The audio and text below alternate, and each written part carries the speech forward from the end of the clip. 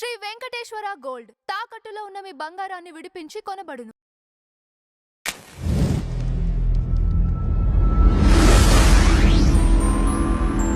Sir నమస్తే sir. నమస్తే. Mega DSC విషయంలో నారా లోకేష్ గారు రాజీనామా చేయాలని వైసీపీ డిమాండ్ చేస్తుంది సార్, హడావుడి చేస్తుంది. ఈ క్రమంలోనే నారా లోకేష్ గారు బహిరంగ సవాళ్ళు కూడా, అంటే వైసీపీ అధికారులు ఉన్నప్పుడు అవినీతి పాలన పైన బహిరంగ సవాళ్ళు విసిరాడు జగన్ చర్చకు రమ్మని. దానికి ఆయన స్వీకరిస్తాడా, స్వీకరించడా జగన్ గారు? అంటే ఒక మనిషి ఒక పని చేస్తాడా లేదా అనేటువంటిది నిర్ణయించాలంటే, గతంలో ఇలాంటి సవాళ్ళు ఏమైనా స్వీకరించాడా జగన్మోహన్ రెడ్డి గారు అనేటువంటిది మనం చూస్తే తెలిసిపోతుంది. ఆయన అనుకున్నది తాడేపల్లి ప్యాలెస్ నుంచి సెలెక్టెడ్ మీడియాని కూర్చోబెట్టుకొని మాట్లాడి బురద జల్లి వెళ్ళిపోతాడే గాని, ఏ రోజున చర్చకి రావటం అనేటువంటిది కానీ, చర్చకి నేను వస్తాను సిద్ధంగా ఉన్నానని ఆయన నోటమట ఇప్పుడే కాదు, ఆయన ఉన్నంత వరకు రాదు. మీరు ఒక దాని మీద చర్చకి వెళ్ళాలి అంటే ఆ సబ్జెక్ట్ ఏంటనేటువంటిది మీకు తెలిసి ఉండాలి. సింపుల్ ఉదాహరణ, కామన్ మ్యాన్కి కూడా అర్థమయ్యేటట్టుగా చెప్పాలి అంటే, ఈ డిఎస్సి మీద అక్రమాలు జరుగుతున్నాయని 250 కేసులు వేయటం జరిగింది. 250 కేసుల్ని తప్పుకొని సమర్థవంతంగా 150 రోజుల్లోనే ఆ ప్రక్రియ అంతా పూర్తి చేసి 16,000 పైచిలకు వాళ్ళకి నియామక పత్రాలు ఎలాంటి ఇబ్బంది లేకుండా ఇచ్చినప్పుడే ఇది ఎంత సక్రమంగా జరిగింది, ఎంత సమర్థవంతంగా జరిగింది అనేటువంటిది ప్రజలకి, సమాజానికి కూడా అర్థమైంది. అది జరిగిపోయి వాళ్ళందరూ ఉద్యోగాలు చేసుకుంటున్నటువంటి సంవత్సరం రోజుల తర్వాత జగన్మోహన్ రెడ్డికి మరి వాళ్ళ నాన్నగారు ఆత్మరూపంలో వచ్చి చెప్పాడో లేకపోతే రాత్రి ఆయన కలగన్నాడో, ఫస్ట్ ఏమన్నారు, డిఎస్సి పేపర్ లీక్ అయిందన్నారు. ఎక్కడ లీక్ అయిందో చూపించండి, అందరు అభ్యర్థులకి మేము ఒకే రకమైనటువంటి పేపర్ ఇవ్వలేదు, 4-5 రకాలు పేపర్లు తయారు చేసి జంబ్లింగ్ విధానంలో మేము ఇచ్చామని చెప్పేసి అధికారులు వచ్చి వివరణ చెప్పిన తర్వాత నాలుగు ఖర్చుకున్నారు. ఒక్క ఆధారం కూడా పేపర్ లీక్ అయిందనేటువంటిది వాళ్ళు చూపించలేకపోయారు. తర్వాత ఏమన్నారు, స్పోర్ట్స్ కోటాలో అక్రమాలు జరిగి, తర్వాత నియామకాల్లో అక్రమాలు జరిగినాయి అన్నారు. అర్హులైనటువంటి వాళ్ళకి కాకుండా అర్హత లేనటువంటి వాళ్ళకి ఇచ్చి పోస్టులు అమ్ముకున్నారన్నారు. దాని మీద కూడా అధికారులందరూ బయటకు వచ్చేసి క్లియర్ కట్ గా ఎవరైతే అపోహల్లో ఉన్నారో అభ్యర్థులు మాకు రాలేదనేటువంటి వాళ్ళని పిలిచి మరీ మీకెందుకు రాలేదు అని ఎక్స్ప్లెయిన్ చేసిన తర్వాత వాళ్ళ వైపు నుంచి కూడా ఎలాంటి స్టేట్మెంట్ లేదు, నిజమని అంగీకరించారు వాళ్ళు.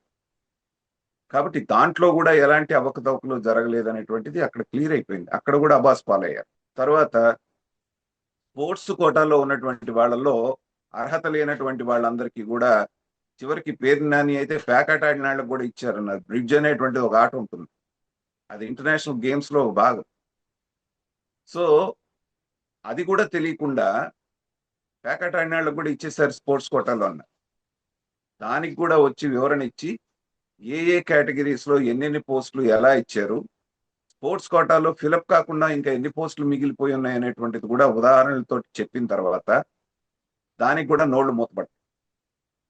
ఇది అయిపోయిందన్న తర్వాత మళ్ళీ ఏం వాదన తీసుకొచ్చారు, డైరెక్ట్ గా వాళ్ళు కాకుండా వాళ్ళకు అనుకూలంగా పనిచేసే ఒక రిటైర్డ్ ఐఏఎస్ ఆఫీసర్ తోటి స్పోర్ట్స్ కోటాలో అత్యధిక భాగం చంద్రబాబు నాయుడు గారి సామాజిక వర్గం వాళ్ళకి ఇచ్చారు అనేటువంటి మాట ఇంకోటి అనిపించింది. అదన్న తర్వాత అసలు అభ్యర్థులు ఎంతమంది వచ్చారు, వాళ్ళలో ఏ కులం వాళ్ళు ఎంతమంది ఉన్నారని బయటపెట్టిన తర్వాత చంద్రబాబు నాయుడు గారి సామాజిక వర్గానికి సంబంధించినటువంటి వాళ్ళు చాలా అత్యల్పంగా ఉన్నారు దాంట్లో. ఆ విషయం తెలిసిన తర్వాత అంతటితోటి సమస్య పోయింది. ఆ రోజున కూడా ఛాలెంజ్ చేశాడు ఒక విషయంలో, ఎవరు, లోకేష్ గారు, నీ ఇంటికి నా ఇంటికి పెద్ద దూరం లేదు, 200 మీటర్లే, నువ్వు వస్తావా నన్ను రమ్మంటావా అన్నాడు. అన్నప్పుడు అసలు జగన్మోహన్ రెడ్డి గారు మాట్లాడలేదు.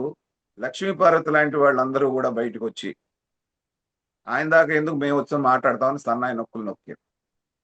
కాబట్టి ఆ పార్టీలో ఉన్నటువంటి 90% మందికి అసలు డిఎస్సి అనేటువంటిది ఎలా జరుగుతుంది, వర్టికల్ విధానం అంటే ఏంటనే దాని మీద కనీస అవగాహన లేదు.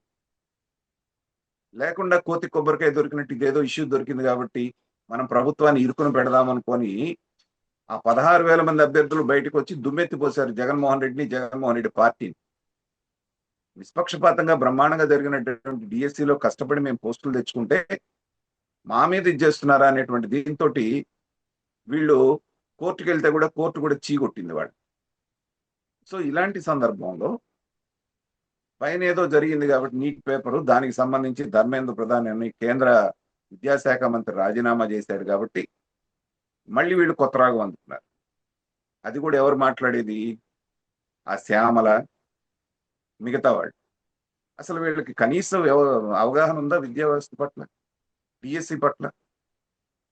జరిగిందని వాళ్ళే నిర్ధారించేస్తారు. ఎక్కడ ఒక్క సాక్ష్యాధారం లేదు పేపర్ లీక్ అయింది అనేటువంటిది. దానికి అవకాశం కూడా లేదు. అది computer generated, computer distributed exam system, అది జంబ్లింగ్ సిస్టంలో. సో కోర్టుకి వెళ్తే కూడా కోర్టు అనేక సందర్భాల్లో చీకొట్టింది. 250 కేసులు మీరు వేయించినా కూడా ఒక్క కేసులో కూడా స్టే రాలేదు. గతంలో డిఎస్సీలు కానివ్వండి, లేకపోతే ఏపీఎస్సీ ఉద్యోగాలు కానివ్వండి, కేసులు. ఆ కేసులు పరిష్కారం అయ్యేటప్పుడు 2 ఏళ్ళు 3 ఏళ్ళు కూడా అయిపోయాయి. అలాంటిది ఏమీ జరగకుండా అన్ని జాగ్రత్తలు తీసుకొని కోర్టును విమర్శించడం అంటే ఏంటంటే, వీళ్ళు పట్టుకునే ఏ ఇష్యూ మీద కూడా సత్తా లేకుండా ఏదో విమర్శ చెయ్యాలి కాబట్టి విమర్శ చేయటం. అందులో లోకేష్ గారు లాంటి వ్యక్తిని మీద బురద జల్లాలి అంటే అది వచ్చి వాళ్ళ మీద పడుతుందని అర్థం కావట్లేదు. చంద్రబాబు నాయుడు గారు లాగా కాదు. చంద్రబాబు నాయుడు గారు కనుక విమర్శిస్తే విమర్శించారులే అని చెప్పేసి ఆయన పైన ఆయన చేసుకుంటూ పోతాడు. లోకేష్ అలా కాదు. ఇంకొకసారి కనుక ఇలా మాట్లాడితే వీళ్ళందరి మీద డిఫమేషన్ వేస్తాడు. ఆధారాలు చూపించకపోతే మిమ్మల్ని లోపలేస్తానని చెప్పాలి వీళ్ళందరినీ. కాబట్టి డిఎస్సి రాసిన వాళ్ళు ఆనందంగా ఉన్నారు. ఇంకొక డిఎస్సికి కూడా ప్రభుత్వం సిద్ధమవుతున్నటువంటి సందర్భంలో ప్రజల్లో ఒక రకమైనటువంటి భయాందోళనకు గురి చేయడానికి, అభ్యర్థుల్లో గందరగోళం. ఎందుకంటే దాదాపు 3.5 లక్షల మంది రాశారు కాబట్టి వీళ్ళని రెచ్చగొడితే వాళ్ళందరూ రోడ్ల మీదకి వస్తారనుకున్నారు. కానీ వాళ్ళకు కూడా తెలుసు అటెండ్ అయిన వాళ్ళకి ఎలా జరిగింది. కాబట్టి రెండోసారి రాబోయేటువంటి డిఎస్సికి ప్రిపేర్ అవడంలో వాళ్ళు బిజీగా ఉన్నారు. వీళ్ళు రమ్మన్నా ఎవరు రాలేదు రోడ్ల మీదకి. కేవలం వైసీపీ కార్యకర్తలు వచ్చి మాత్రమే కాస్త కూస్తో హడావుడి చేసి బయటకు వెళ్ళారు, కానీ వాళ్ళకి రావాల్సినటువంటి మైలేజ్ రాలేదు. కాబట్టి ఇలాంటి పిచ్చి ప్రయత్నాలు వాళ్ళు చేస్తూనే ఉంటారు. ప్రజలు వీళ్ళని చీకొడుతూనే ఉంటారు. అయినా కూడా సిగ్గు లేకుండా అబద్ధాలు సబద్ధాలతోటి ఏదో రకంగా అధికారంలోకి రావాలని వాళ్ళ ప్రయత్నాలు చేస్తూనే ఉంటారు. కాబట్టి ప్రజలు విఘ్నులు. లోకేష్ యొక్క పనితీరు ఇవాళ ఎలా ఉంది, విద్యా వ్యవస్థలో అతను తీసుకొచ్చే మార్పులు ఎలా ఉన్నాయి, విద్యా వ్యవస్థను ఏ స్థాయికి తీసుకెళ్ళడానికి ఆయన ప్రయత్నం చేస్తున్నాడని తెలిసిన ఎవరు కూడా ఇలాంటి వాటిని నమ్మరు. ఇలా ఎవరైనా మాట్లాడితే వాళ్ళని చీకొడతారు.